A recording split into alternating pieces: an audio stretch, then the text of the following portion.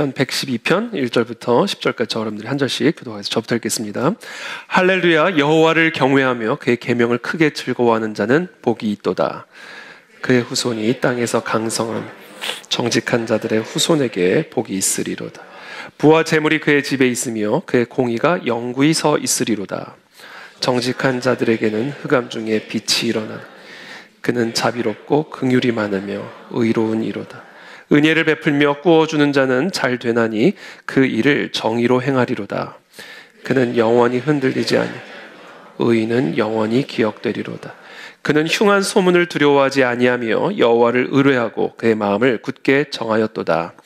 그의 마음이 견고하여 두려워하지 아니하고 그의 대적들이 받는 그가 재물을 흩어 빈궁한 자들에게 주었으니 그의 의가 영구히 있고 그의 뿔이 영광 중에 들리리로다. 악인은 이를 보고 한탄하여 이를 갈면서 소멸되리니 악인들의 욕망은 사라지리로다. 아멘.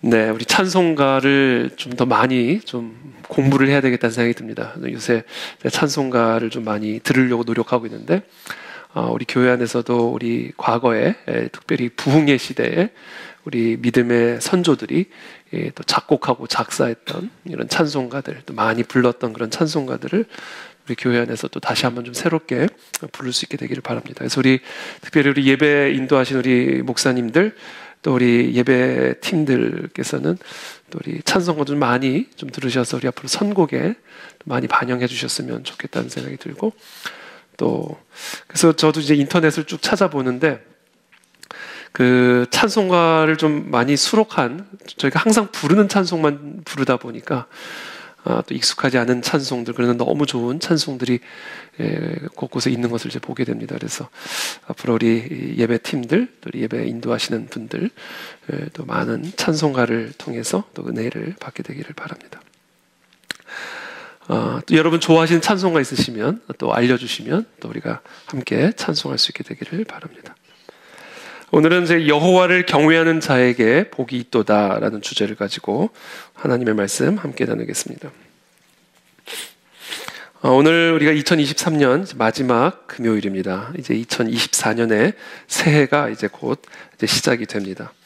우리가 새해를 시작할 때마다 이제 나누는 인사가 있죠. 새해 복 많이 받으십시오. 이렇게 우리가 항상 인사를 나누게 됩니다. 한번 할까요? 조금 이른 감은 있지만 그래도 새해 복 많이 받으십시오. 한번 인사 나누겠습니다. 새해 복 많이 받으십시오. 새해 복 많이.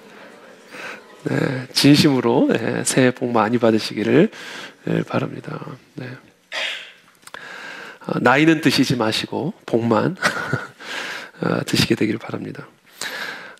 이 세상에 복을 원하지 않는 사람은 아마 한 사람도 없을 겁니다. 자녀를 낳으면 우리 모두가 워낙 복을 원하기 때문에, 특별히 우리가 6.25 전쟁이나 일제 치하에 여러 시대적인 역사적인 어려움을 통과하면서 자녀들의 이름에 이렇게 복을 많이 넣어두었죠. 그래서 우리 부모님 또는 할아버지 세대를 보면 항상 그 성함에 복자가 많이 들어가 있습니다. 복순이, 복실이, 복선이, 만복이. 그렇죠? 촌스럽게 들리긴 하지만 그러나 그만큼 이 복을 갈구하는 부모의 마음이 담겨져 있는 것이죠. 서양 사람들도 성경에 복을 받은 많은 성경의 인물들을 따다가 자신의 자녀들의 이름에 붙이기도 합니다. 데이빗, 조세프, 존, 그렇죠? 피터. 인문학 열풍, 그렇죠? 여러분 서점에 가시면 정말 많은 책들이 베스트셀러, 창에 베스트셀러들이 딱 진열이 되어 있는 것을 보실 텐데, 거기 대부분의 책들이 이제 행복에 관한 책들입니다. 자기계발서. 어떻게 하면 자기를 개발하여 더 큰 행복을 추구할 수 있을까? 행복을 주제로 한 책들이 베스트셀러에 올라와 있는 것들을 우리가 이제 보게 됩니다. 이 복, 축복, 그리고 행복, 이것은 동서고금을 막론하고 모든 사람들이 추구하는 삶의 목표이자 또 가치입니다. 그런데 또 한편으로는 좀 아이러니한 게, 그렇게 많은 사람들이 복을 원하는데 실제로 많은 사람들이 복을 거부합니다. 이게 참 역설적이고 안타까운 현실이죠.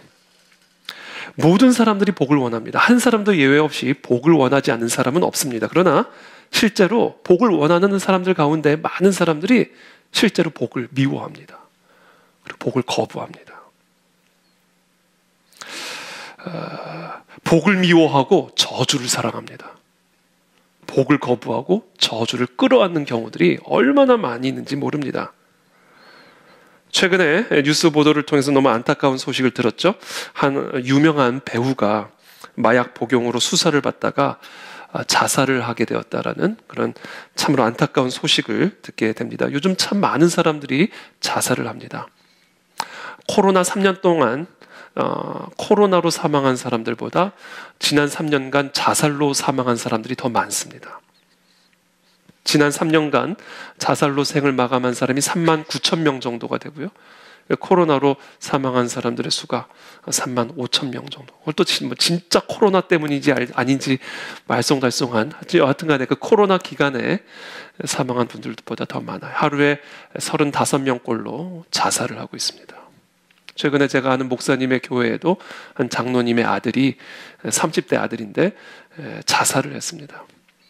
너무나 이 세상에서의 삶이 괴롭고 고통스러워서 천국에 빨리 가고 싶다 라는 유서를 남기고 자살을 했습니다. 최근에 자살한 이 유명한 배우는 정말 많은 사람들이 복이라고 생각하는 모든 복을 다 갖고 있었던 사람이에요. 인기, 명예, 재물, 성공, 자신이 원하는 일을 통해서 많은 열매를 맺었던 세상 사람들이 그렇게 갈구하고 추구하고 있는 모든 복을 사실 다 갖고 있었던 사람입니다. 그러나 그런 복으로도 부족했는지 결국 마약에 손을 대었고 결국은 자살로 생을 마감하게 되었습니다. 그 배우가 정말 그런 삶을 원했을까요? 자신의 삶이 이렇게 마무리될 것이라고 상상이나 했을까요? 그러나 결국 그렇게 비참하고 수치스러운 삶을 끌어안고 생을 마감했습니다. 복을 원했지만 사실 복을 거부했고 결국 저주를 끌어안고 자신의 참으로 귀한 생명을 스스로 끊는 그런 안타까운 그런 삶을 살고 말았던 것이죠. 많은 사람들이 왜 이토록 어리석을까? 자, 오늘 시편은 복이 누구에게 있다라고 말씀을 하고 있죠? 우리 한번 1절 다 같이 한번 읽어보겠습니다. 시작. 할렐루야. 그의 계명을 크게 즐거워하는 자는 복이 있도다. 누구에게 복이 있다고요? 여호와를 경외하는 자에게 복이 있습니다. 여러분. 여호와를 경외하며 그의 계명을 크게 즐거워하는 자에게 복이 있습니다. 여러분 이걸 믿으십니까?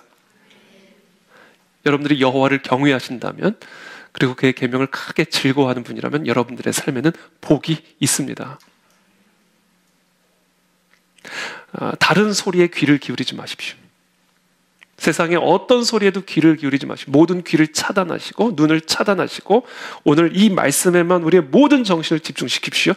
여호와를 경외하고 그의 계명을 크게 즐거워하는 자에게 복이 있습니다. 왜인지 아세요? 모든 복이 여호와에게 있기 때문에 그렇습니다. 여러분 모든 만복의 근원이 하나님이시기 때문에 그분을 경외하는 자에게 복이 있는 거예요. 여호와께서는 모세에게 이스라엘 자손을 위해서 다음과 같이 축복하라고 말씀하십니다. 여호와는 네게 복을 주시고 너를 지키기를 원하시며 여호와는 그의 얼굴을 네게 비추사 은혜 베푸시기를 원하며 여호와는 그 얼굴을 네게로 향하여 드사 평강 주시기를 원하노라 할지니라. 하나님은 우리에게 이 복을 주기를 원하시는 분이에요. 이게 하나님의 마음의 소원이에요. 하나님은 우리를 지키기를 원하시고요. 우리에게 은혜를 베풀어 주기를 원하시고요. 평강 주시기를 원하세요. 그래서 그렇게 축복하라는 거예요. 여호와는 네게 복을 주시고 너를 지키기를 원하신다. 그들은 이같이 내 이름으로 이스라엘 자손에게 축복할지니 내가 그들에게 복을 주리라. 여러분 우리는 복을 사실상 구할 필요가 없어요. 왜? 구하지 않아도 하나님은 우리에게 복을 주기를 원하시기 때문이에요.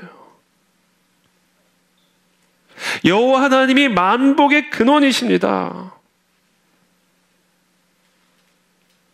자, 그렇다면 하나님이 이토록 우리에게 복을 주기를 원하시는데도 왜 많은 사람들이 복을 받지 못하고 저주를 끌어안고 생을 마감하는가? 만복의 근원이 되시는 하나님을 거부하고 있기 때문이에요. 만복의 근원이 되시는 하나님을 미워하기 때문에 그래요. 그래서 모든 사람들이 복을 원하는데 사실 복을 거부하고 있고 복을 미워하고 저주를 끌어안고 사망의 길로 걸어가고 있다는 거예요.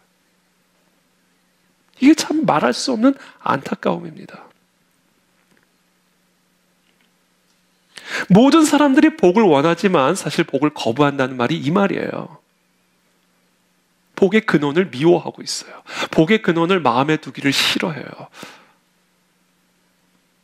그래서 모든 사람들이 복을 원하지만 사실 복을 미워하고 저주하고 있다는 말입니다. 어리석은 자는 그의 마음에 이르기를 하나님이 없다. 어리석은 자죠. 그러니까 복이 없는 거예요.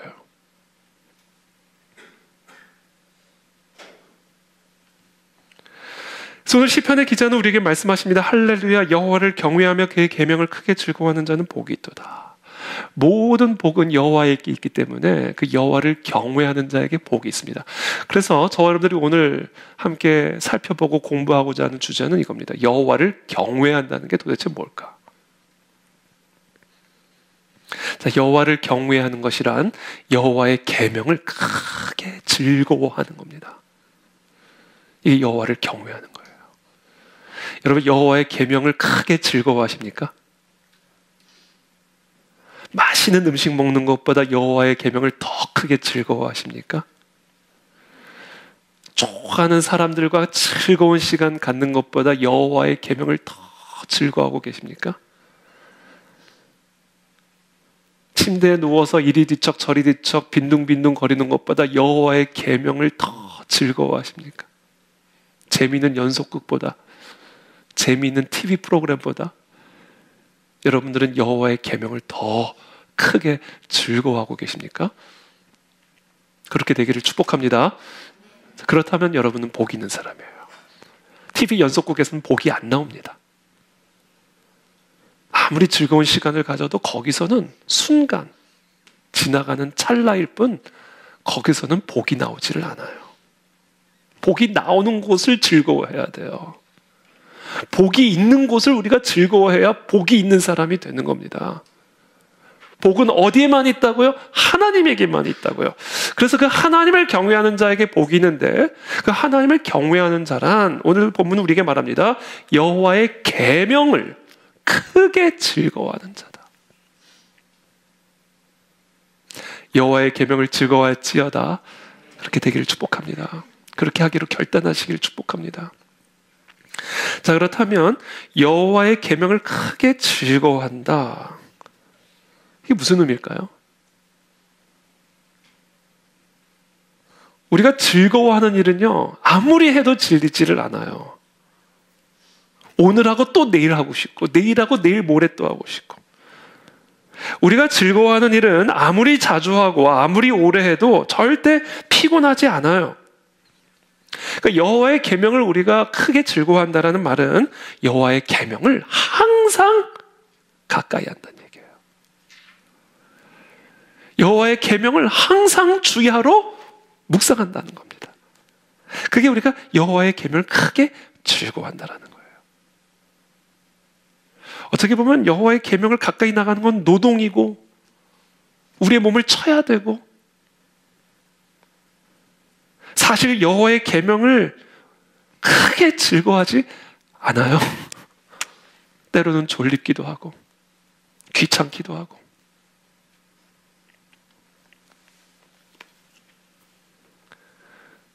그래서 우리는 이 여호와의 계명을 사실은 크게 즐거워하지 않지만 그러나 우리가 우리의 몸을 치고 우리의 마음을 쳐서 여호와의 계명을 주야로 묵상하는 일에 힘을 쓰고 항상 여호와의 말씀을 가까이 하는 일에 힘을 쓸 때 그때 비로소 그 어느 것으로도 경험할 수 없는 큰 즐거움을 맛본다라는 얘기예요. 그러니까 이게 여호와를 경외하는 자는 여호와의 계명을 크게 즐거워한다는 얘기가 그 맛을 아는 거예요. 우리가 아무리 즐거운 일도 때로는 귀찮을 때가 있죠. 운동 좋아하는 사람, 운동 나갈 때 힘들죠. 귀찮죠. 결단해야 되죠. 그러나 운동하고 나오면 너무 즐겁죠. 그런 거예요. 하나님에게 복이 있음을 알기 때문에 때로는 피곤하고 때로는 귀찮고 때로는 힘들지만 그럼에도 불구하고 여호와의 계명을 주야로 묵상하고 항상 내 눈앞에 가까이 읽고 묵상하고 듣고 그와 같은 노동을 통해 우리는 그 세상 어떤 것으로도 경험할 수 없는 큰 즐거움을 누리게 되는 것이죠. 그와 같은 맛을 본 자에게는 복이 있다라는 거예요. 저라고 뭐 항상 목사라고 뭐 항상 하나님의 말씀이 있는 게 즐겁겠습니까? 저라고 항상 하나님의 말씀을 통독하고 큐티하는 게 항상 막 자동적으로 되는 일이겠습니까? 아니요. 물론 그럴 때도 있지만 저도 마음을 쳐야 되고 몸을 쳐야 되고 생각을 쳐야 되고 그와 같이 나 스스로를 채찍질함으로써 나를 끌고 말씀 앞으로 가지고 나아가야 비로소 거기서부터 오는 참된 즐거움을 맛보는 거죠.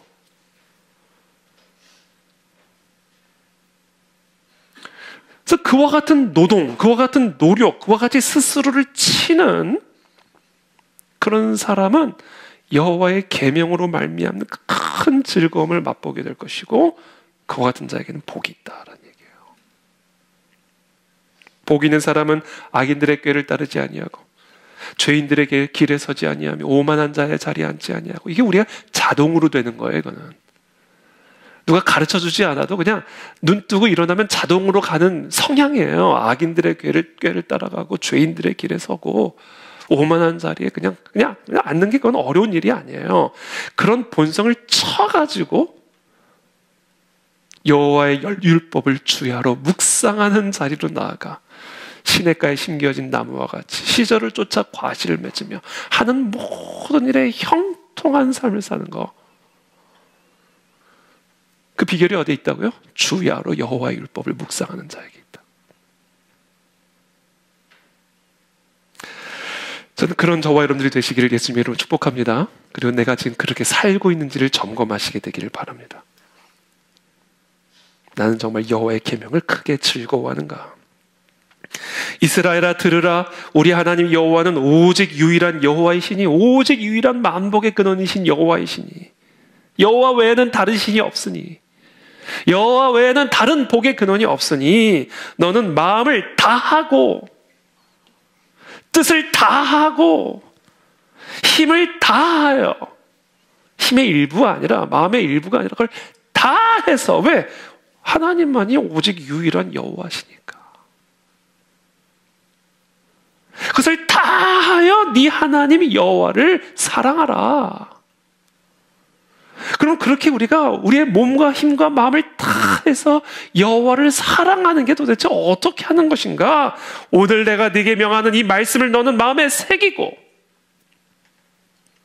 네 자녀에게 부지런히 가르치며 집에 앉았을 때든지 길을 갈 때든지 누워있을 때든지 일어날 때든지 이 말씀을 강론할 것이며 너는 또 그것을 네 손목에 메어 기호를 삼으며 네 미간에 붙여 표로 삼고 왜? 자꾸 까먹으니까 자꾸 떠나니까 우리의 몸이 우리의 오만함이 자꾸 말씀으로부터 떠나가게 만드니까 네 손목에 메고 기호를 삼고 미간에 표를 붙이라는 거예요. 네 집 문설주와 바깥문에 기록해 두라는 거예요. 눈에서 말씀이 떠나지 아니하도록.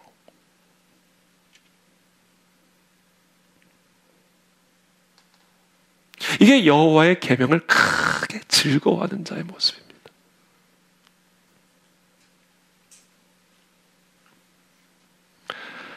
전 새해 우리 모두가 그렇게 여호와의 계명을 크게 즐거워하는 한 해가 되기를 축복합니다. 그래서 저희가 말씀 통독표를 준비해 드렸어요.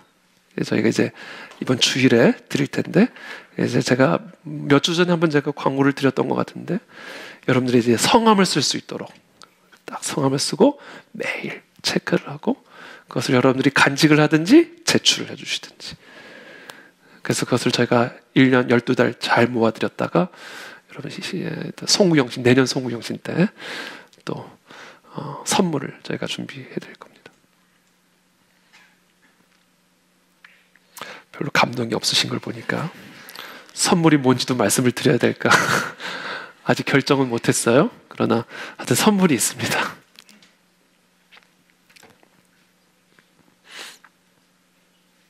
여호와의 계명을 크게 즐거워하는 자, 이 자가 여호와를 경외하는 자입니다. 자, 여호와의 계명을 크게 즐거워하는 자는 단순히 여호와의 계명을 주야로 묵상할 뿐 아니라 그 계명을 지켜 행하기를 즐거워하는 자예요. 이것이 여호와를 경외하는 거예요. 여호와를 경외하는 사람은 여호와의 계명을 즐거워하고요, 묵상하기를, 여호와의 율법을 주야로 묵상하는 것을 즐거워하고요, 그것을 지켜 행하기를 즐거워합니다. 당연히 그것은 즐겁지 않아요. 우리의 생각을 꺾어야 되고 마음을 꺾어야 되고 우리의 본성을 꺾어야 되기 때문에 그것은 치열한 싸움이고 투쟁이고 전쟁이고 때로는 지기도 하고 피 흘리기까지 싸워야 되는 거예요. 그러나 그와 같은 과정을 통해서 여호와의 계명을 지켜 행할 때 그때 말할 수 없는 즐거움에 영을 체험하게 되는 것이죠. 하나님의 복을 체험하게 되는 것이죠. 그러니까 여호와의 계명을 지켜 행하는 것이 크게 즐거운 일이 되는 거예요. 그것 자체는 크게 즐겁지 않지만 그러나 그것을 통해 큰 즐거움의 복으로 들어가게 되는 겁니다. 그래서 이것을 좁은 문이다 얘기하는 거예요. 나를 굽히고 숙이고 기어서 그 문으로 들어가면 죄와 사망의 저주를 이기신 그리스도 안으로 들어가는 거예요. 그래서 나는 그리스도와 함께 죽고 그리스도와 함께 살아서 모든 죄와 사망의 저주를 이기는 하나님의 자녀된 권세, 복을 누리게 되는 겁니다. 이게 여호와를 경외하는 거예요. 그리고 그와 같은 자에게 복이 있어요. 그렇기 때문에 그렇게 모든 사람이 복을 원하지만 실제로 많은 사람들이 복을 미워하고 있다고요. 거부하고 있다고요. 쳐내고 있다고요. 이게 우리의 안타까움이다라는 거죠.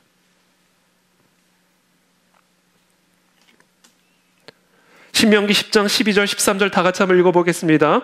시작.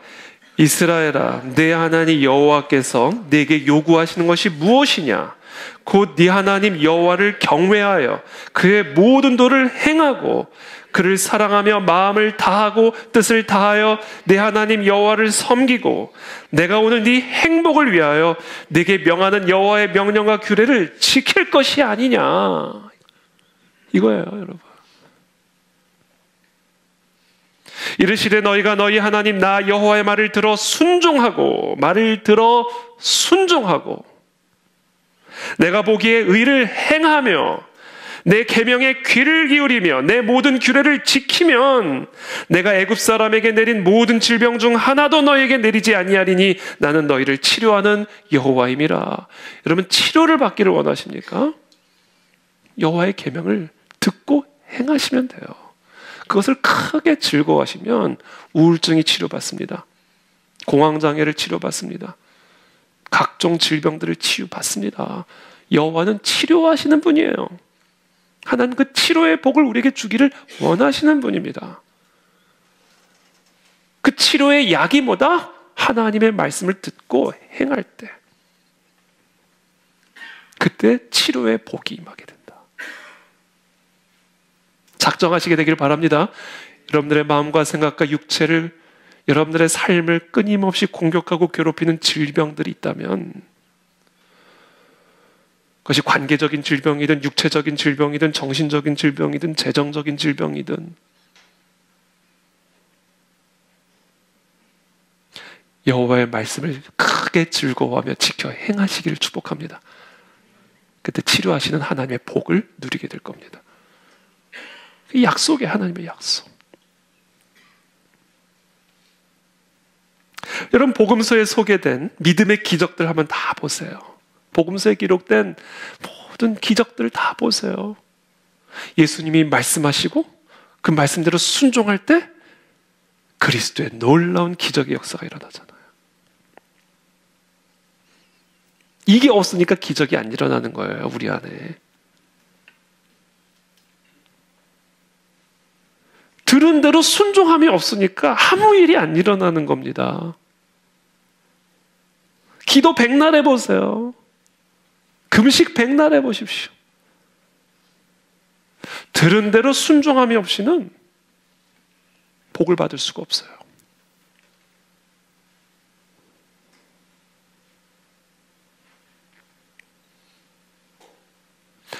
풍랑을 만나죠. 베드로와 제자들이 탄 배가 풍랑을 만나죠. 예수님이 물 위를 걸어오십니다.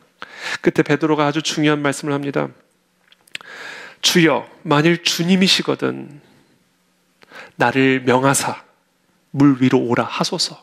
먼저 명령을 기다립니다. 그냥 베드로가 뛰쳐나간 거 아니에요.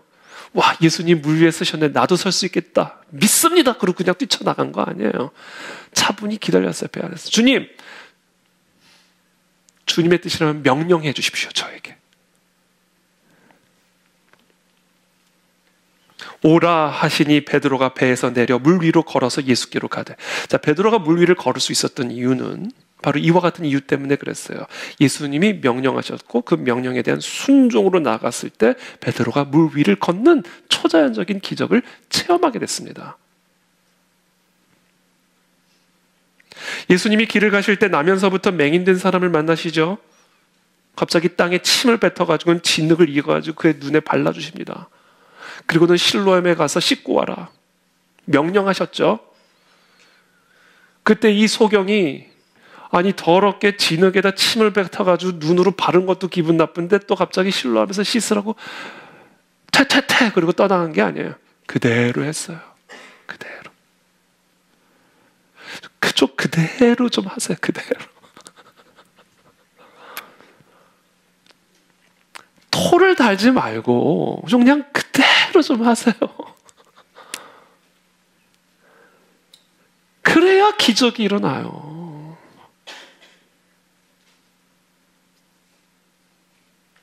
그래야 우리가 기적을 맛보는 공동체가 된다고요. 왜 자꾸 토를 다냐는 거예요. 하라면 하는 거지. 이것 때문에 우리 안에 기적이 없는 거예요. 이것 때문에 여러분들의 삶에 기적이 없는 겁니다.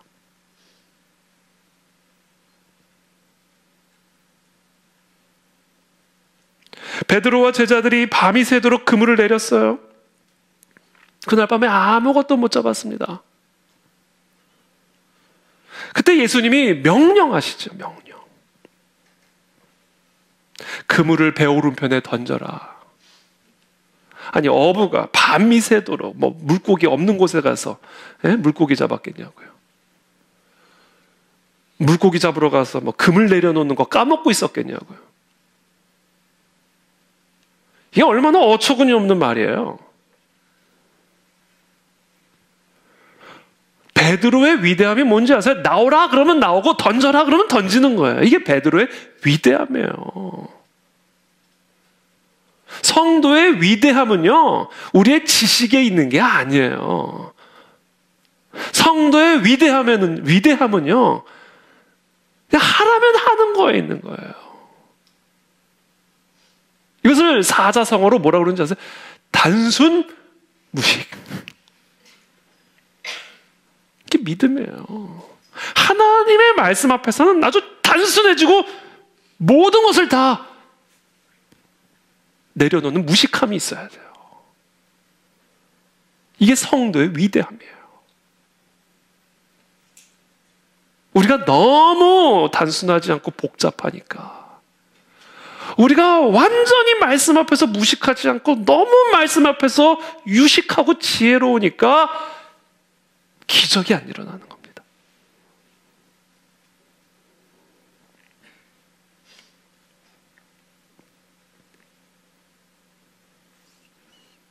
혼인잔치에서 잔치를 막 벌이고 있는데 포도주가 다 떨어졌어요.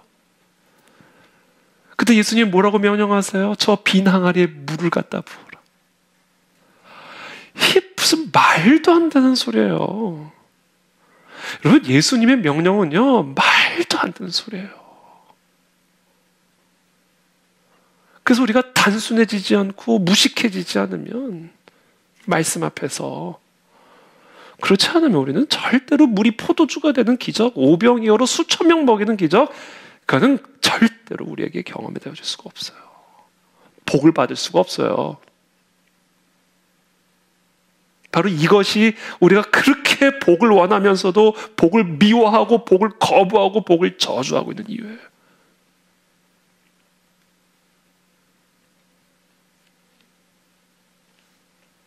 예수님이 말씀하셨죠. 내가 너희에게 이른 말은 영이요 생명이라. 여러분, 하나님이 우리에게 주신 이 말씀은요, 영이에요. 영, 생명이에요. 그래서 우리가 이 예수님의 말씀을 크게 즐거워하고 기뻐하며 묵상하고, 그리고 그 말씀이 무엇이든지 내가 오늘 하루 살아가는 동안 그것을 지켜 행하기를 즐거워하면, 이 말씀은 영이기 때문에 우리가 그렇게 듣고 순종할 때 우리의 영이 확 열리면서 그 안에 그리스도의 영이 훅 들어오시는 거예요. 그래서 질병도 치유하시고 오병이어로 수천 명도 먹이시고 물을 포도주로도 바꾸시고 물 위도 걷게 하시고, 밤이 새도록 물고기 한 마리 못 잡았지만 그 순간 그물을 들어 올릴 수 없을 정도의 물고기를 수확하게 되고, 이게 다 뭐에 달렸어요? 우리의 전략에 달렸어요? 우리의 지식에 달렸어요? 우리의 노력과 열정에 달린 겁니까? 하나님의 말씀에 달린 거예요. 하나님에게 달린 거라고. 모든 복은 하나님에게 있으니까.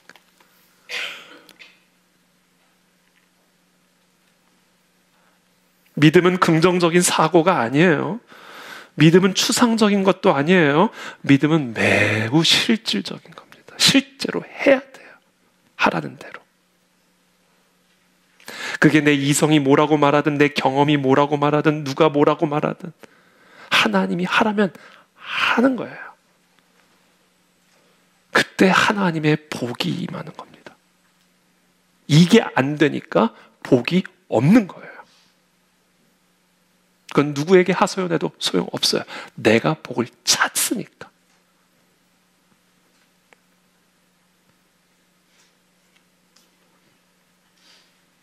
특정한 상황 속에서 내가 구체적으로 행해야 할 특정한 명령에 관한 행함, 그게 여호와를 경외하는 것이고, 그 자에게 성령의 역사가 들어가 복이 임하게 되는 것이다. 여러분, 그렇게 하시겠습니까? 그렇게 하시기로 결단하십니까? 그게 돼야 돼요. 그래야 우리 교회 공동체 안에 기적이 일어나게 될 것이고, 여러분들의 삶에 기적이 일어나게 될 것입니다. 그래서 결단하시길 축복합니다. 그래서 하나님이 다 보시면 사도들 다 그러죠. 너희 가운데 문벌 좋고 그런 사람 하나도 없지 않냐? 하나님 아주 의도적으로 그렇게 하시는 것 같아요. 사도 바울도 그냥 완전히 그냥 반 죽여놓고 시작하시잖아요. 자신이 배웠던 거, 자신이 공부했던 거 그냥 확 다 죽여놓고 시작하시잖아요. 베드로, 무식한 베드로. 그렇죠? 그런 사람도 쓰면 베드로 얼마나 크게 쓰세요?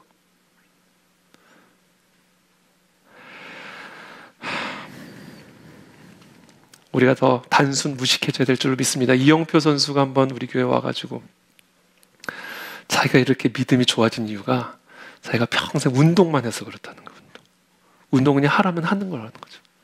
감독이 하라면 하는 거라는 거예요. 솔직히 자기가 얘기하더라고요. 자기는 운동만 해가지고 무식하대요. 그래가지고 하나님이 말씀하시면 자기는 뭐 묻지도 않고 따지지도 않고 그냥 한다는 거예요. 그게 하나님 나라에서 가장 위대하고 가장 큰 자이고요. 가장 높은 자이고. 그래서 올 한 해는 이제 다 갔으니까 올 한 해는 그냥 넘기고 이제 끝났으니까 올 한 해는 그냥 넘겨버리고 이제 새해를 우리가 이렇게 하나님 앞에 정말 단순 무식한 베드로처럼, 단순 무식한 사도 바울처럼 이렇게 하나님의 계명을 즐거워하고 우리의 모든 눈과 귀를 다 차단하고 오직 여호와의 율법에만, 계명에만 집중하여 이 말씀을 즐거워 묵상하고 행함으로 하나님의 복을 누리는 새해가 되시기를 예수님의 이름으로 축복합니다. 단순 무식은 미덕이에요. 미덕이다. 2절 3절입니다. 그의 후손이 땅에서 강성하며 정직한 자들의 후손에게 복이 있으리로다. 부와 재물이 그의 집에 있으며 그의 공의가 영구히 서 있으리로다. 자, 그와 같은 자들의 후손이 땅에서 강성해진대요. 정직한 자들, 여기서 말하는 정직한 자들은요, 히브리어 원어로 어떤 의미냐면 어니스티, 정직함, 우리가 흔히 얘기하는 정직함이라는 의미보다는 upright, 올바른 사람이에요. righteous man. 이게 히브리어 원어의 의미입니다. 여호와의 계명을 지켜 행하는 자, 그 자가 정직한 자예요. 여기서 의미하는. 그들의 후손에게 복이 있으리로다. 그러니까 여러분, 우리가 하나님의 계명을 즐거워하고 그것을 정말로 단순 무식하게 하라는 대로 행할 때 나만 복 받는 게 아니라 내 후손도 복을 받는다는 거예요. 부와 재물이 그의 집에 있으며 그의 공의가 영구히 서 있으리로다. 부와 재물, 그게 우리 집에 있겠다는 거예요. 할렐루야.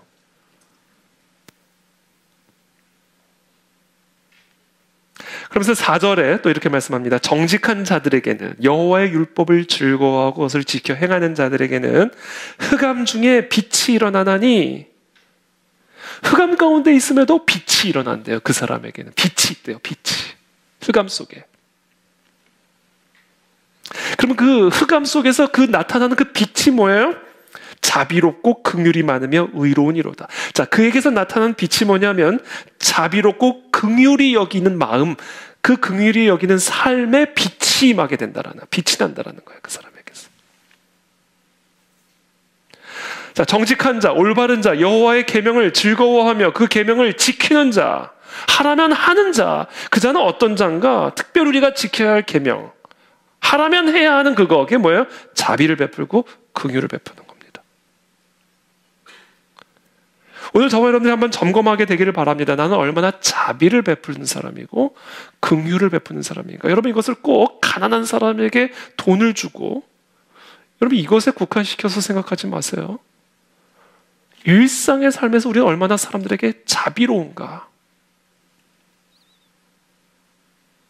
일상의 삶에서 특별히 가장 가까운 관계 속에서 살아가는 사람들끼리 가장 부딪히잖아요. 멀리 있는 사람은 부딪힐 일도 사실은 별로 없어요. 일주일에 한 번 만나는 사람들은 만날 때마다 좋아요. 그러나 매일 부딪히는, 매일의 관계 속에서 살아갈 때 우리는 그 사람에게 어떤 자비를 베풀고 있고 어떤 긍휼을 베푸는가.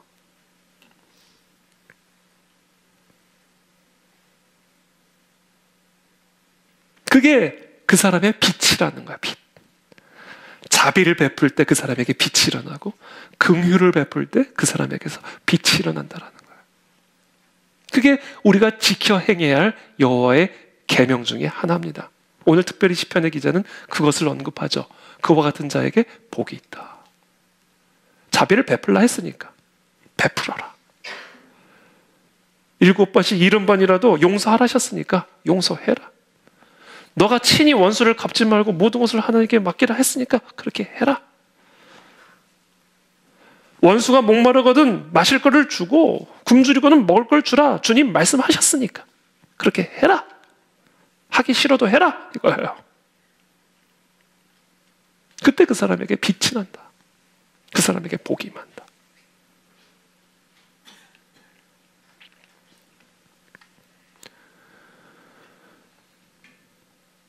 일상의 관계뿐이 아니죠. 저 북한 동포들을 위해서 우리는 지금 어떤 긍휼을 베풀고 있습니까? 우리가 입버릇처럼 북한 통일하고 있지만 진짜 실제로 지금 저 여러분들이 저 북한 동포들을 위해 또는 저 중국 땅에서 그 외국의 다른 땅에서 지금 유리방황하고 있는 북한 동포들을 위해서 실제로 뭐를 하고 있냐는 거예요. 지극히 작은 자에게 한 일을 나에게 한 일이라고 여기신다 하셨는데 뭘 하고 있냐는 거예요. 지금 저 이스라엘과 팔레스타인 사이에 지금 전쟁이 나가지고 오늘도 내일도 계속 사람들 죽어나가 지옥으로 들어가고 있는데 그들을 위해서 지금 뭘 하고 있냐라는 거예요.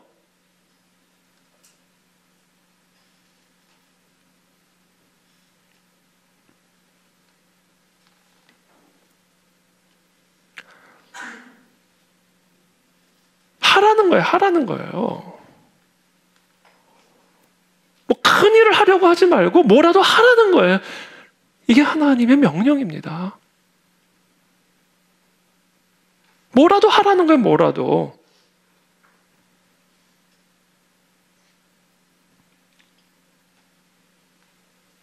내가 기뻐하는 금식은 흉악의 결박을 풀어주며 멍에의 줄을 끌어주며 압제당하는 자를 자유케 하며 모든 멍에를 꺾는 것이 아니겠느냐. 줄인 자에게 네 양식을 나누어 주며 유리하는 빈민을 집에 들이며 헐벗은 자를 보면 입히고 또 네 고륙을 피하여 스스로 숨지 아니하는 것이 아니하겠느냐. 그리하면 네 빛이 새벽같이 비칠 것이며 네 치유가 급속할 것이며 네 공의가 네 앞에 행하고 여호와의 영광이 네 뒤에 호위하리니 네가 부를 때에는 나 여호와가 응답하겠고 네가 부르짖을 때는 내가 여기 있다 하리라.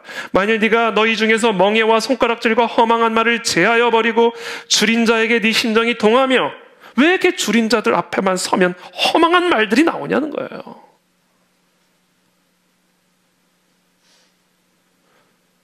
그거 다 제해버리고 줄인 자에게 네 심정이 동하며 괴로워하는 자의 심정을 만족해 해야 네 빛이 흑암 중에서 떠오르게 될 것이다라는 거예요. 그래야 네 어둠이 낮과 같이 될 것이며 여호와가 너를 항상 인도하여 메마른 곳에서도 네 영혼을 만족해 하며 네 뼈를 견고하게 하리니 너는 물된 동산 같겠고 물이 끊어지지 아니하는 샘 같을 것이라. 이렇게 해야 복을 받는다는 겁니다.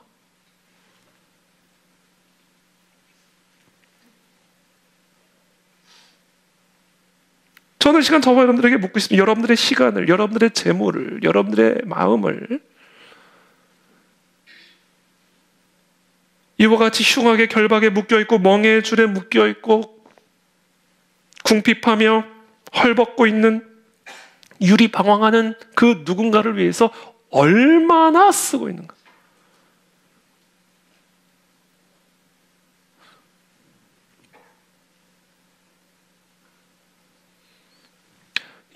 특별히 오늘 시편의 기자가 여호와의 복을 받기 위해서 우리가 해야 할 계명으로 언급하고 있는 부분입니다. 이게 있어야 복을 받습니다. 교회든 개인이든.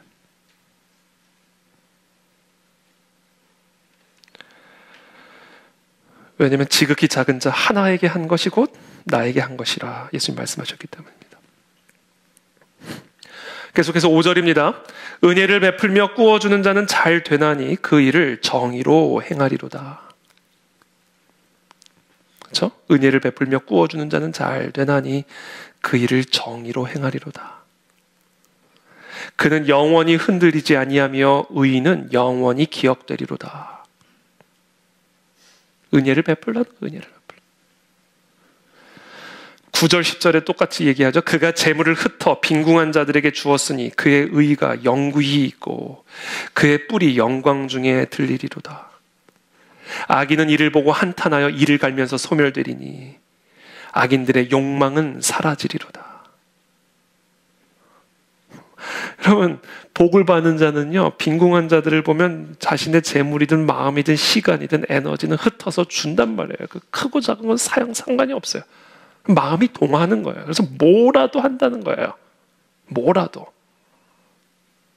근데 악인은 그걸 보고 한탄하며 이를 간다는 거예요. 그래서 그들은 소멸된다는 거예요. 뭐와 함께? 그들 안에 있는 욕망과 함께. 향유옥합을 마리아가 깨뜨렸을 때 그 값비싼 향유옥합을 깨뜨려가지고 자신의 머리에 것을 적셔서 예수님의 발을 닦아드림으로 예수 그리스도의 장례를 준비할 때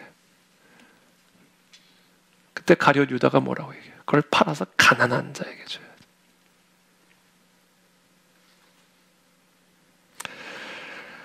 근데 그게 정말 가난한 사람을 생각해서 한 얘기가 아니라는 거죠. 그 안에 있는 욕망, 돈을 사랑하는 욕망, 돈꾀를 맡은 자 안에 있었던 욕망이라는 거죠. 그래서 그 욕망과 함께 사라지죠, 유다는.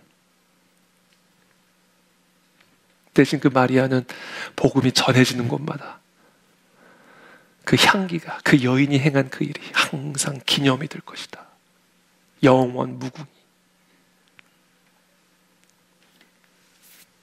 그게 지금 9절 10절이에요. 그가 재물을 흩어 빈궁한 자들에게 주었으니 그의 의가 영구히 있고 그의 뿔이 영광 중에 들리리로다. 자, 여호와를 경외하는 자에게 복이 있습니다. 자, 여호와를 경외하는 자는 지금까지 제가 말씀드렸어요. 여호와의 계명을 크게 즐거워하고, 그것은 무슨 의미다? 묵상하기를 즐거워하고 지켜 행하기를 즐거워하는 자. 특별히 오늘 시편 기자는 긍휼을 베푸는 것, 자비를 베푸는 것, 를 말씀드렸어요. 두 번째, 여호와를 경외하는 자는 어떤 것인가? 마지막으로 여호와를 경외하는 것이란 무엇일까? 두 번째는 뭐냐? 여호와를 전적으로 의뢰하는 겁니다. 이게 여호와를 경외하는 거예요. 7절, 8절 말씀 다 함께 읽어주시죠. 함께 읽겠습니다. 시작.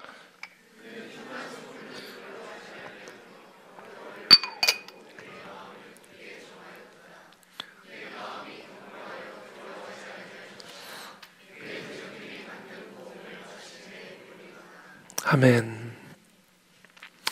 흉한 소문을 두려워하지 아니하며, 흉한 소문, 흉한 소문이 어떤 소문인지는 모르겠어요. 다양한 소문이 있겠죠.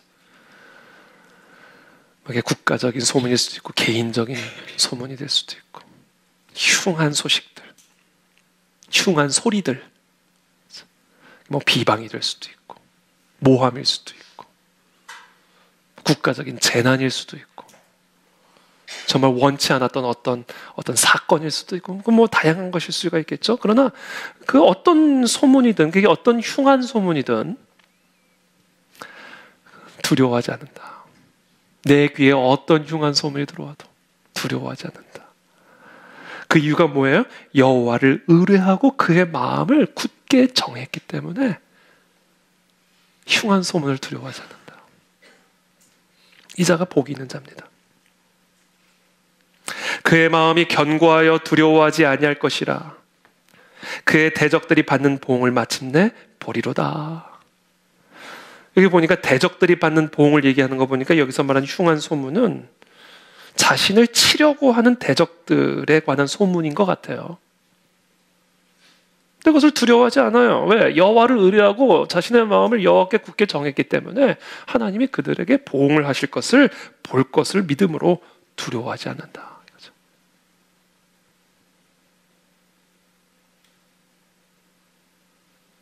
여러분, 여호와를 의뢰하는 마음은요 그냥 저절로 생기지 않습니다.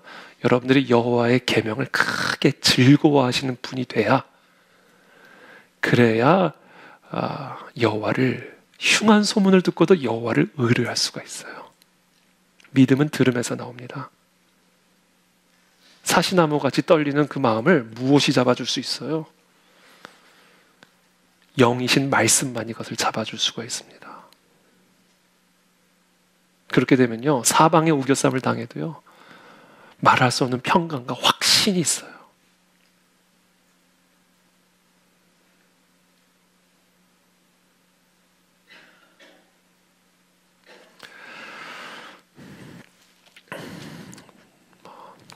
하루는 제가 마음의 답답함을 가지고, 마음의 염려, 두려움을 가지고 아침에 일어나자마자 하나님의 말씀 앞으로 나갔어요. 그래서 신약 성경 마태복음을 쫙 읽는데 그냥 막 배고픈 사람 밥 먹듯이 목마른 사람 물 마시듯이 막 말씀을 막 읽으면서 하나님이 나에게 주실 생명의 역사들을 기대하는 마음으로 말씀을 쫙 읽는데 딱 이 말씀이 항상 있는 말씀이고 항상 아는 말씀이고 항상 암송하는 말씀인데 그날 이 말씀만이 어떻게 딱 떠올라가지고 제 마음에 팍 새겨지는 듯한 그런 느낌을 받았어요. 그게 무슨 말씀이냐면 이 말씀이에요.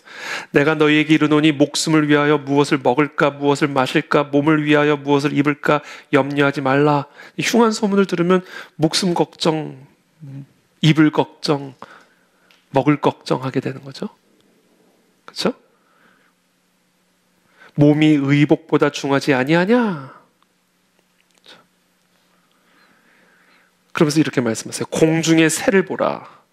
심지도 않고 거두지도 않고 창고에 모아들이지도 아니하되 이 말씀이 딱 떠올랐어요. 너희 하늘 아버지께서 기르시나니 이 말씀이 저한테 그날은 제 안에 팍 온 거예요. 기르시나니 하나님이 우리를 기르시는구나. 나는 기르심을 받는 존재구나.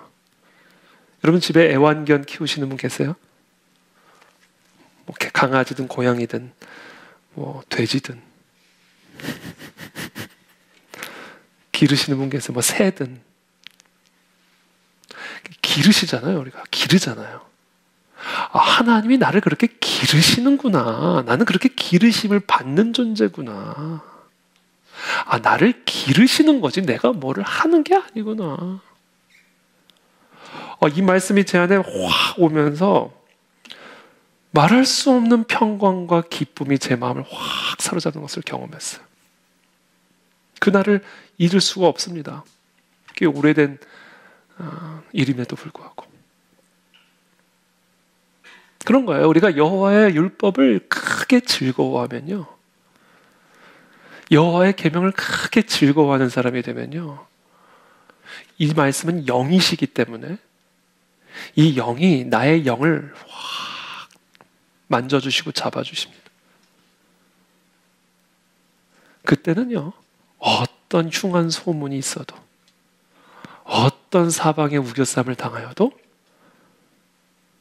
이미 승리했고 이미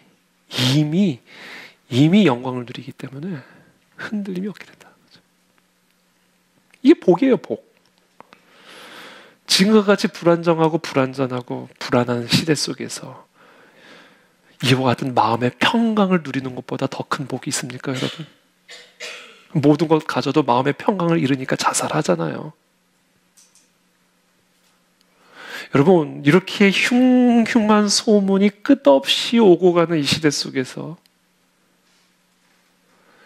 마음의 평강을 지키는 것보다 여러분 더 큰 복이 있을까요?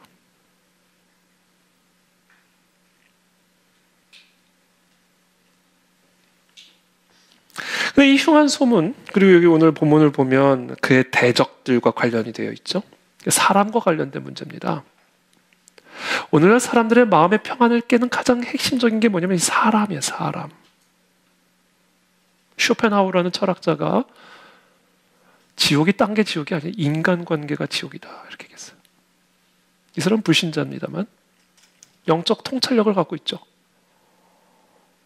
지옥이 딴 게 지옥이 아니다. 인간관계가 지옥이다. 인간관계 속에서 사는 게 지옥이다 이렇게 얘기했어요. 그렇죠. 다 죄인들끼리 엮여서 사니까. 다른 게 지옥이 아니죠.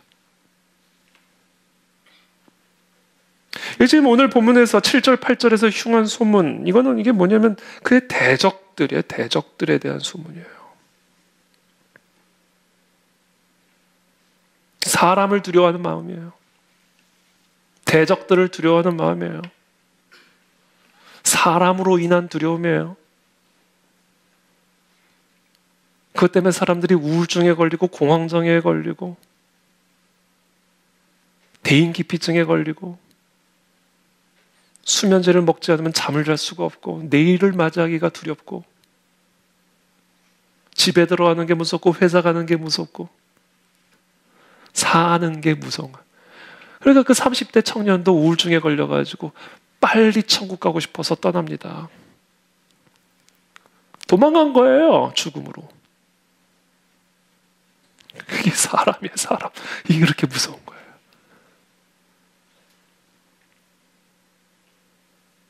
사람을 두려워하면 올무에 걸리게 되거니와 여호와를 의지하는 자는 안전하리라. 오늘날 많은 사람들이 사람을 두려워하는 문제로 올무에 사로잡혀 살아갑니다. 마귀의 올무죠. 사람을 두려워하는 문제 때문에 마귀의 올무에 묶여 저주받으며 살아갑니다. 그런 상황 속에서, 그런 삶 속에서 여호와를 의지하는 자에게 복이 있다. 마음의 평강을 누리는 복. 저는 그런 복이 저와 여러분들 모두에게 있게 되기를 바랍니다. 특별히 사람들의 문제로 여러분들의 마음에 두려움이 있고 우울증, 공황장애, 다양한 문제들을 앓고 있는 분들이 있다면 깨끗이 치유될지어다 여호와께서 치유해 주실 줄을 믿습니다. 방법이 있어요. 여호와를 경외하셔야 돼요. 여호와를 두려워해야 사람을 두려워하지 않을 수가 있습니다. 여호와를 두려워하지 않으니까 사람이 두려운 거예요. 그래서 그 올무에 묶이는 겁니다. 그래서 우울해지고 공황에 빠지고 죽음으로까지 피하고자 하는 그런 안타까운 삶의 길을 걸어가게 되는 것이죠. 사람을 두려워하는 마음은 우리를 마귀의 올무에 걸리게 만듭니다. 이 사람을 두려워하는 마음은 여러 가지 형태로 나타나요. 인정 욕구로도 나타납니다. 의존 욕구로도 나타납니다. 외로움으로도 나타납니다.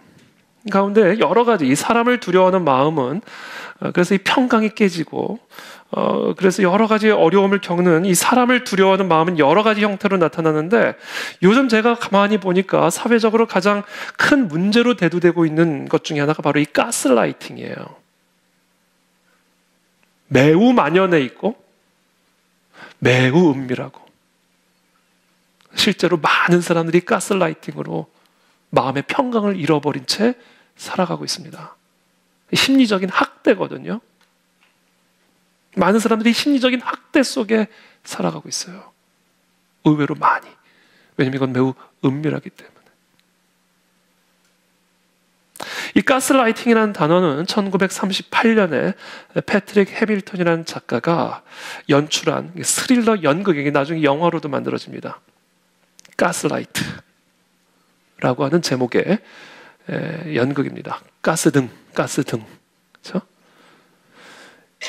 이 영화는 잭이라는 한 남성이 아내 벨라라고 하는 이 아내 몰래 이제 금전적인 이득을 취득하는 과정에서 집안에 가스등이 있었어요. 가스등. 근데 대화를 막 나누는데 이 가스등의 밝기가 올라갔다 내려갔다는 상황이 만들어집니다. 아내가 남편에게 말합니다. 가스등 밝기가 요즘 밝아진 것 같아. 또는 약해진 것 같아. 그때마다 남편은 아니야. 네가 잘못 본 거야. 가스등 불밖에는 전혀 차이가 없어. 계속해서 그렇게 얘기를 합니다. 결과적으로 이 여자가 내가 보고 내가 생각하고 내가 인지한 것이 사실이 아니라고 믿기 시작하게 된 거예요. 분명히 밝기가 다른데 남편 네가 잘못 본 거야. 그러니까 이 여인은 계속 그런 이야기를 들으니까 이 여자가, 이 아내가 내가 잘못 봤구나. 자기를 의심하기 시작해. 결국은. 내가 정신이 이상하구나. 내가 문제가 있구나. 자, 그런 식으로 해서 이 남편이 아내를 통제를 하기 시작하고 조종을 하기 시작합니다. 판단력을 흐리게 만들고 전적으로 자신에게 의존하도록 만들어버려요. 여기서 이제 가스라이팅이라는 이 심리학적인 용어가 만들어졌어요. 이 정신의학적인 정의는 이렇습니다. 가스라이팅이란 사실이나 사건을 의도적으로 왜곡하여 또는 무의식적으로 왜곡하여 상대방의 기억, 상대방의 인식 또는 정신력을 의심하게 만드는 심리적인 조작을 의미합니다. 자, 그와 같은 심리적인 조작을 통해 상대방에 대한 자신의 지배력을 강화시키는 일종의 심리학적인 학대를 의미합니다. 특별히 가스라이팅은요, 특별히 가정이나 학교나 연인 사이나 군대나 직장이나 심지어 교회 안에서 아주 밀접하고 친밀한 그런 관계 속에서 주로 이루어지게 됩니다.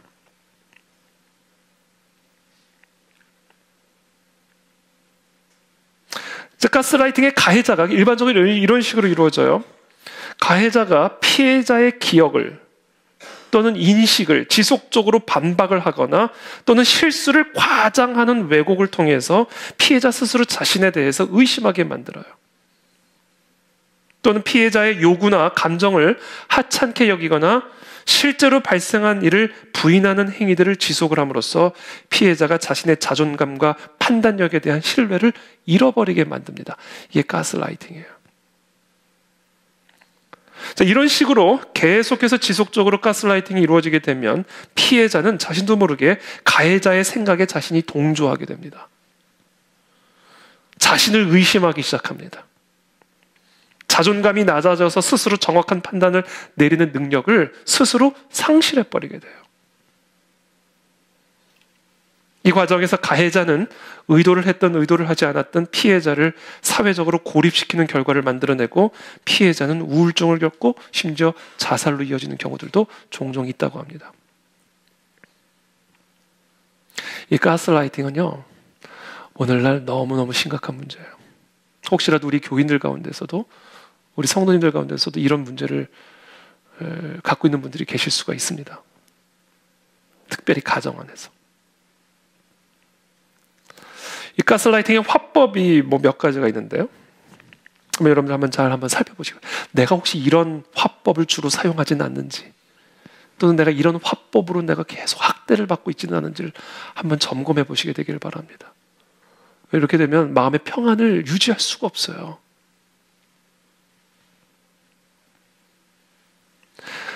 가스라이팅 화법의 가장 대표적인 게 뭐냐면요, 이런 거예요. 친구를 만났어요. 친구가 약속 시간에 늦었어요.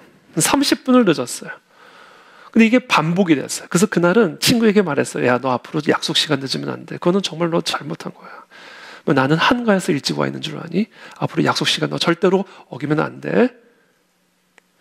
그러면 미안해 하고 넘어가면 되잖아요. 근데 그 친구가 그렇게 넘어가지 않고 이렇게 얘기해. 너 저번에 우리 같이 식사할 때 더치페이 하기로 했잖아. 근데 그때 너 왜 그때 밥 먹은 거 아직 계산을 안 하고 있어? 너 그런 식으로 계산하면 안 돼. 빨리 돈 갚아. 화제를 확 돌려버리는 거예요. 화제 돌리기입니다. 이 지금 대화의 주제는 원래 그 친구의 잘못을 짚고 넘어가는 주제인데 그 친구한테 책임을 묻는 상황인데 그 주제를 더 이상 논하지 않게 하기 위해서 대화의 흐름을 상대방의 잘못을 비난하는 주제로 확 돌려버리는 거예요.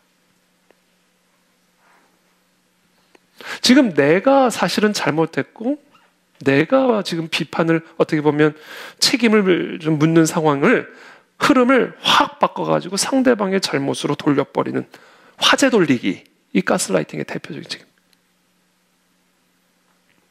두 번째, 남녀가 결혼을 약속하고 데이트를 하는데 교제를 하면 할수록 남자가 조금 아닌 것 같아요. 여자가 보기에. 그래가지고 여자가 이 남자와 헤어지려고 하는 거예요. 근데 그걸 한 번에 갑자기 우리 헤어져 그렇게 할 수는 없잖아요. 미안하니까. 그러니까 조금씩 이제 뜸을 들여가는데 남자는 이제 행동의 변화가 느껴지는 거예요. 이 여자가 좀 행동이 바뀌는 게 느껴지는 거죠. 연락도 잘 안 받고 문자도 확인 잘 안 하고 데이트 신청도 자꾸 피하고 바쁘다 그러고 피곤하다 그러고 그래서 하루는 남자가 여자한테 얘기해요. 너 왜 자꾸 그러는 거야? 그때 여자가 당신 지금 나 의심하는 거야? 대뜸 화를 내는 거야. 자꾸 이런 식으로 할 거면 연락하지 마! 그러고 가버리는 거야. 대화를 원천봉쇄. 그럴 거면 차라리 헤어져! 대화를 원천봉쇄. 대화를 이어가지 않고 상대방이 할 말을 없게 만들어 버리는 거죠. 이게 가스라이팅입니다. 세 번째, 기억을 왜곡하는 거예요. 여러분, 우리가 가스라이팅을 내가 지금 당하고 있다라고 생각하는 신호 중에 하나가, 내가 누군가랑 계속 교류를 하는데 저 사람이랑 교류를 할 때마다 내가 좀 증거를 남기고 싶다, 좀 녹취를 남기고 싶다라는 이런 생각이 든다면 가스라이팅을 당하고 있을 가능성이 있습니다. 명백하게 일어난 상황이 맞는데 아니라고 부정하거나 잘못 기억하고 있다라고 주장을 하거나, 그렇게 함으로써 혼란스러움을 겪게 만들고 내 기억력을 의심하게 만들고 내 인지 능력을 의심하게 만드는 거예요. 너무 강력하게 부정하니까. 그러니까 어떤 생각이 들면 녹취를 좀 해놔야 되겠다,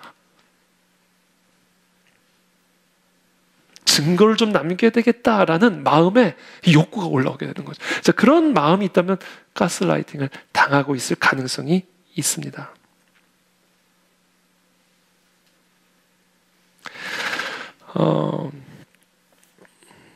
오늘날 이게 참, 이 심리적인 문제가, 심리적인 질병들이 너무 심각해요. 오늘날 특별히 크리스천들도 마찬가지입니다. 이 마지막 때에는 사람들이 사랑이 없고 자기를 사랑한다 그랬거든요. self love.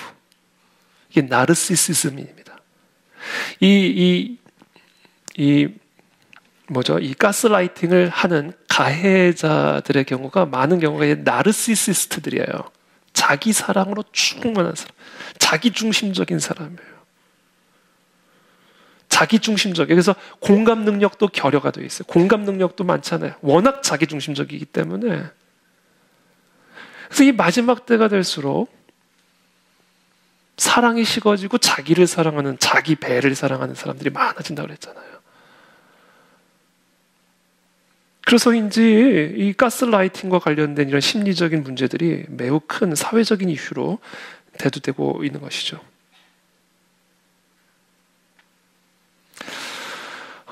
우리도 모르게 이런 가스라이팅을 할 수가 있습니다.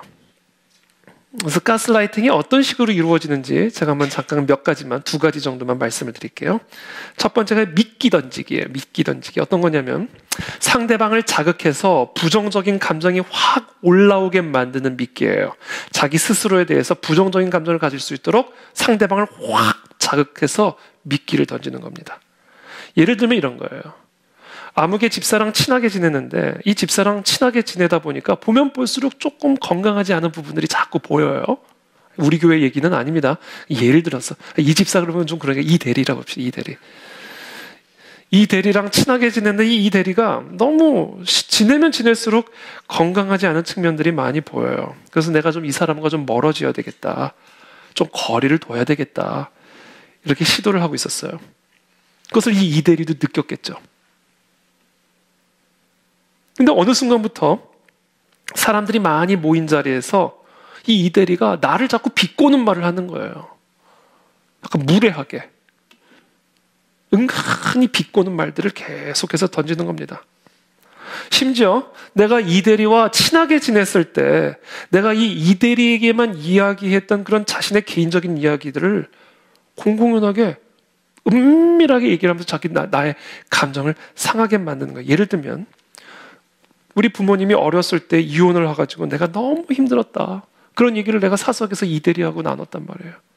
친했을 때니까. 근데 어느 날 사람들이 모인 자리에서 이 대리가 은근히 이렇게 얘기하는 거예요.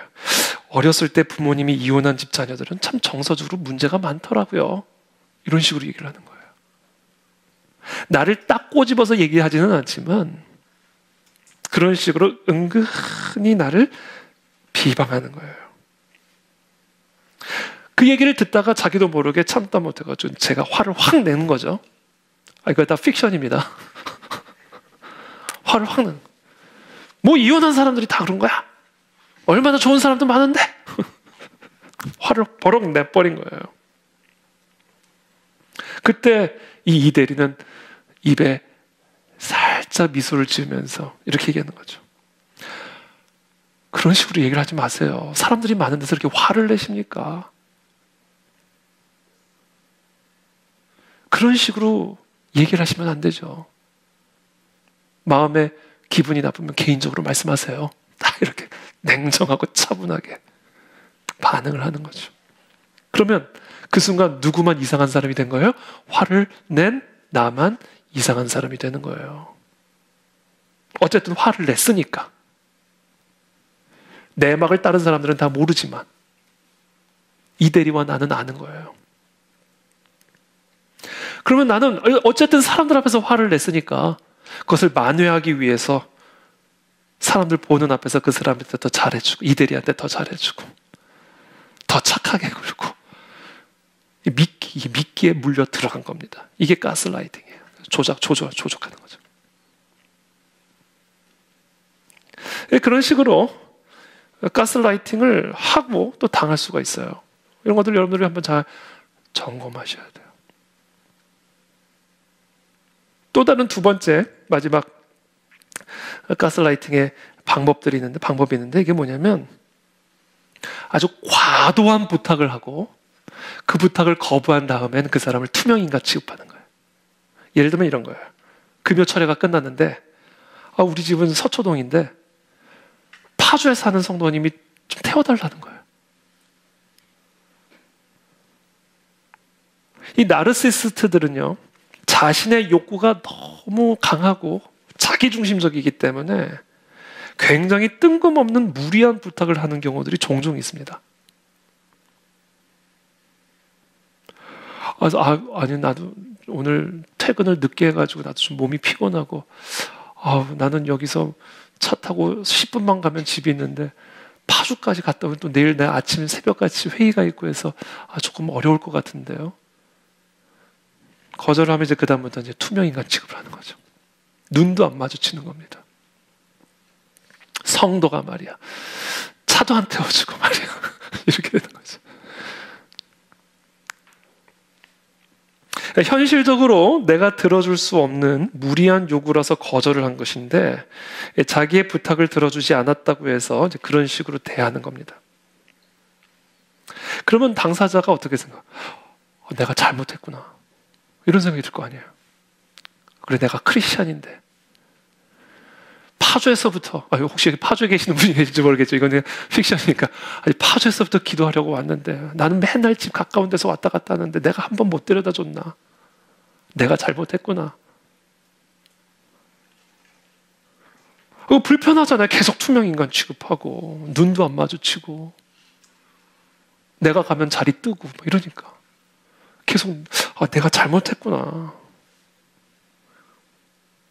그러니까 계속해서 내가 무시를 당하는 상황 속에 있게 되면 불편이 되고 긴장이 되니까 어떻게든지 당사자는 그 침묵을 깨고 그 어색함을 깨보려고 노력을 해요. 괜히 말도 붙이고 괜히 커피도 사다 주고 내일 다음 주 혹시 금요 철야 와? 내가 그날은 좀 시간이 있으니까 태워다 줄게. 이런 식으로 되는 거예요. 친절을 자꾸 베풀어 주고. 근데 사실 그걸 원하는 거예요. 그거를. 상대방을 굉장히 불편하게 만들므로써 자신이 원하는 대로 행동하게끔 조종을 하는 거죠. 그러니까 불편함이 계속 관계적인 불편함이 지속이 되니까 그래 요청 들어주고 말지 이거 나 이렇게는 못 살겠다 이렇게 되는 거예요. 이 가스라이팅입니다. 이 가스라이팅의 미끼에 잘 걸려드는 사람들이 있어요. 공감 능력이 풍부한 사람. 상대방의 감정에 예민하고 그 감정을 잘 돌봐주려고 하는 그런 마음. 화났나? 삐졌나? 오늘 왜 우울해 보이지? 풀어줘야 되겠다. 아주 좋은 성품이죠. 공감 능력이 풍부한 사람이 이 가스라이팅에 잘 걸려듭니다. 두 번째, 상대방의 좋은 측면만 보고 쉽게 용서해주는 사람들이 가스라이팅에 잘 걸려 들어가요. 그래, 뭐 그럴 수도 있지. 저 사람은 이런 부분은 아쉽지만 이런 부분은 참 좋은 부분이야. 매우 좋은 특징을 가지고 있어. 그러니까 좋은 측면만을 보고 좋지 않은 부분을 간과하다 보면 이 가스라이팅에 잘 걸려들 수가 있습니다. 네, 여러분. 이 공감 능력이 풍부하고 상대방의 좋은 측면만을 잘 보고 좋지 않은 부분은 간과하려는 이런 태도는 매우 좋은 특성이에요. 그러나 우리 한 가지 알아야 할 사실은 이 상대방과 교류할 때, 관계를 가질 때에는 좋은 측면만을 교류하는 것은 아니에요. 어떤 사람을 봤을 때는 좋은 측면과 좋지 않은 측면을 냉정하게 다 같이 보고 인지하는 게 중요합니다. 그래야 가스라이팅에, 미끼에 걸려들지 않을 수가 있어요. 용서 잘 해주는 사람, 가스라이팅에 잘 걸려듭니다. 용서를 잘해주는 건 너무 좋은 중요한 성경적인 특징이죠. 그러나 용서의 가치를 모르는 사람에게 계속해서 용서를 해주는 것은 돼지 목에 진주를 걸어주는 일이죠.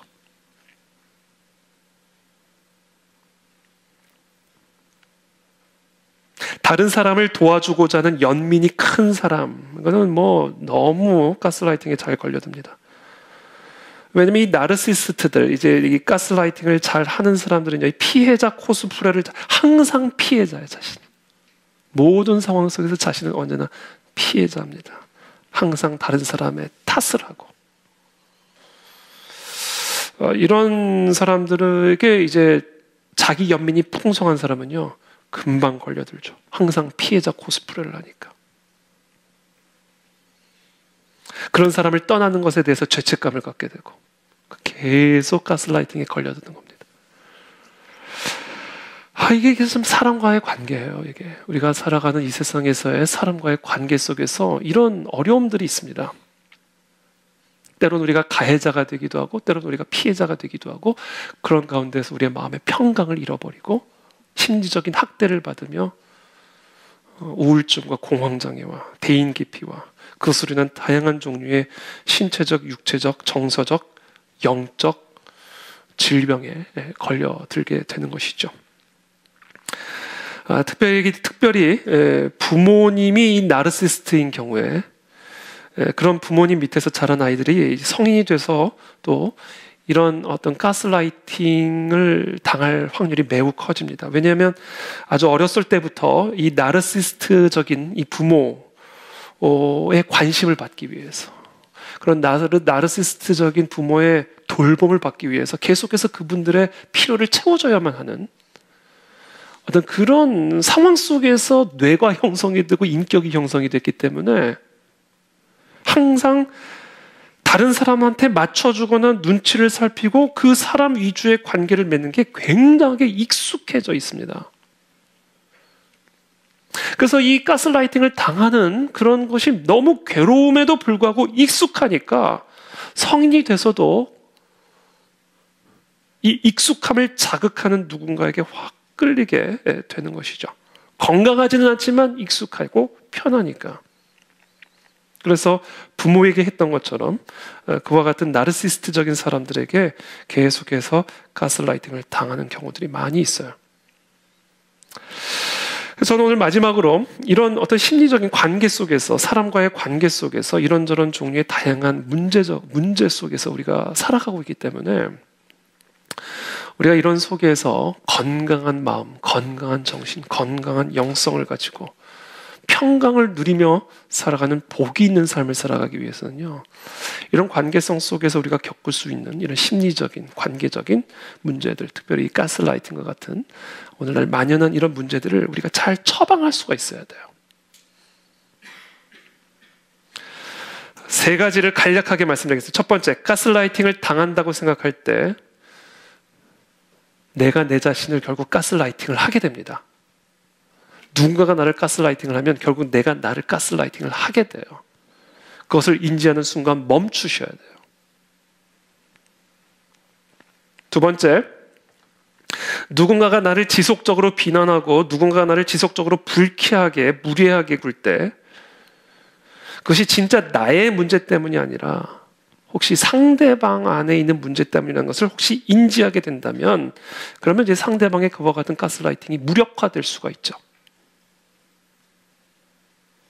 내가 부족한 부분이라면 내가 고치면 되는 것이고, 그러나 그것이 아니라 상대방의 문제 때문에 내가 당하는 가스라이팅이라고 한다면 그 공격을 무력화시킬 수 있는 무기를 갖게 되는 겁니다. 마지막으로 세 번째, 여호와를 경외하는 거예요. 여호와만을 의지하는 겁니다. 가스라이팅을 당할 때 내가 가스라이팅을 하지 않을 수 있는 힘, 거기서 어디서 나오겠어요? 누군가가 나를 지속적으로 불쾌하게 만들 때 그 공격을, 그 가스라이팅을 무력화시킬 수 있는 힘이 어디서 나오겠어요? 여호와의 율법을, 계명을 주야로 묵상하고 그 계명 앞에서 나를 비추어 보고 그 계명의 빛 가운데서 우리가 살아갈 때 우리는 이런저런 종류의 다양한 형태의 관계성 속에서 겪는 많은 어려움, 심리적인, 영적인 문제들을 이기고 극복하고 마음의 평강을 누릴 수가 있게 된다는 겁니다. 사람들의 올무에 빠져들지 않을 수가 있다는 거예요.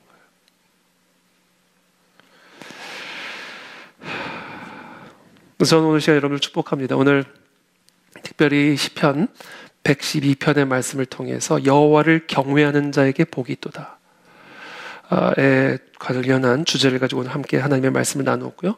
특별히 우리의 일상의 삶 속에서 우리가 어떻게 이런 마음의 평강을 지킬 수 있는지에 대한 조금 구체적인 이야기를 함께 나누었습니다. 우리가 겪는 다양한 삶의 어려움들 속에서 우리가 하나님을 경외할 때, 하나님을 두려워할 때 다양한 종류의 두려움의 문제들을 이기고 마음의 평강과 기쁨을 유지하는 그런 복이 있는 삶을 살아갈 수가 있습니다. 하나님의 말씀은 참 다양한 우리의 삶의 영역들에 대한 귀한 지혜의 말씀을 가르쳐 주십니다. 그래서 오늘 우리에게 주신 말씀을 기억하고 저와 여러분들이 영적으로 또 정서적으로 또 육적으로 하나님의 복을 받는 그런 귀한 성도의 삶을 살아가게 되기를 예수님의 이름으로 축복합니다. 기도하겠습니다.